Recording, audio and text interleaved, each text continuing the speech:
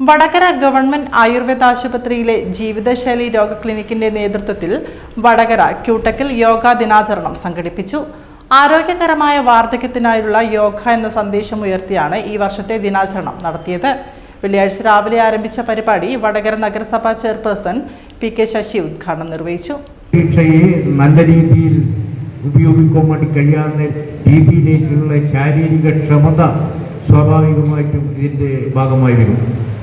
ബുദ്ധിശക്തി വർദ്ധിപ്പിക്കുന്നതിൽ, ഓർമ്മശക്തി വർദ്ധിപ്പിക്കുന്നതിലൊക്കെ യോഗ ഏറ്റവും പ്രധാനപ്പെട്ട പങ്ക് വഹിക്കുന്നുണ്ട് എന്നുള്ളതാണ് ഈ യോഗ ആചാര്യന്മാരൊക്കെ പറഞ്ഞുകൊണ്ടിരിക്കുന്നത് എന്നുള്ളതാണ്. നിങ്ങൾ യോഗ പഠിച്ചു കഴിഞ്ഞാൽ, നിങ്ങൾ യോഗ പഠിക്കുന്നതോടൊപ്പം തന്നെ നിങ്ങൾ ഒരു 4 ആളുകളെയും കൂടെ പഠിപ്പിക്കുക. വീട്ടിലെ അമ്മക്ക് നടുവേദന വന്നാൽ, അച്ഛന് നടുവേദന വന്നാൽ മാറ്റിക്കൊടുക്കുക. അച്ഛൻ്റെ BP കുറക്കുന്നതിലൊക്കെ ഒരു 10-20 മിനിറ്റ് യോഗ അഭ്യസിച്ചു കഴിഞ്ഞാൽ വളരെയധികം സമാധാനം കിട്ടും എന്നുള്ളതാണ് പറയുന്നത്. ഞാൻ ഇതിലൂടെ വന്നപ്പോൾ എനിക്ക് തോന്നിയത് ഇതാണ്, ഇനി ഇത് നമ്മളൊക്കെ ഒന്ന് പരിശീലിച്ച് പോകുന്നത് നമ്മളായിരിക്കും എന്നുള്ളത് നമ്മൾക്കും കൂടി ഗുണമാണ് എന്നുള്ളതാണ്. ആരോഗ്യ standing committee chairperson Binu VK ചടങ്ങിൽ അധ്യക്ഷത വഹിച്ചു. വടകര ഗവൺമെന്റ് ആയുർവേദ ആശുപത്രി CMO ഡോക്ടർ ഷംസുദ്ദീൻ മുഖ്യപ്രഭാഷണം നടത്തി. ചടങ്ങിൽ ആശംസ അർപ്പിച്ച് ward councillor Shobha MP, QTech principal doctor Bindu K Varghese, medical officer doctor Sineesh P, union chairman Ashwin എന്നിവർ സംസാരിച്ചു.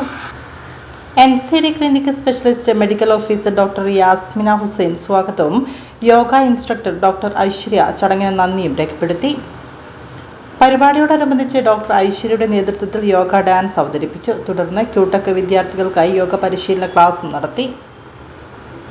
വിസ്ഡം ഇപ്രാവശ്യം ഏജിംഗ് ആണ് തീം. ഹെൽത്തി ഏജിംഗ്, ആരോഗ്യപരമായ വാർദ്ധക്യത്തിലേക്കുള്ള നടത്തത്തിന് യോഗ എങ്ങനെ സഹായിക്കും എന്നുള്ളതാണ് ഇപ്രാവശ്യത്തെ തീം. അത് വയസ്സന്മാരോട് പറഞ്ഞിട്ട് കാര്യമില്ല, ചെറുപ്പക്കാരോടും കുട്ടികളോടുമാണ് ആരോഗ്യപരമായ ഏജിങ്ങിനെ കുറിച്ച് പറയേണ്ടത്. അതുകൊണ്ട് തന്നെയാണ് ഈ സ്ഥലം നമ്മൾ തിരഞ്ഞെടുക്കാൻ ഏറ്റവും തീരുമാനിച്ചത്. ഞാൻ ഒരുപാടൊന്നും ദീർഘിപ്പിക്കുന്നില്ല. ഇതിനെക്കുറിച്ച് പറയാൻ വേണ്ടിയിട്ട്, ഇതിനെക്കുറിച്ച് ആധികാരികമായിട്ട് പറയാൻ വേണ്ടി ഞാൻ ഒരാളെ ഏൽപ്പിച്ചിട്ടുണ്ട്. ഡോക്ടർ ഐശ്വര്യ ഉണ്ട് ഇവിടെ. ഐശ്വര്യ യോഗ ഡോക്ടറാണ്.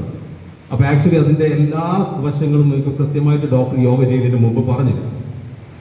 എങ്കിലും യോഗ ദിനം നമ്മൾ എല്ലാ വർഷവും ആചരിക്കുന്നുണ്ടെങ്കിൽ ഓരോ വർഷവും അത് ഓരോ ഓർമ്മപ്പെടുത്തലാണ്.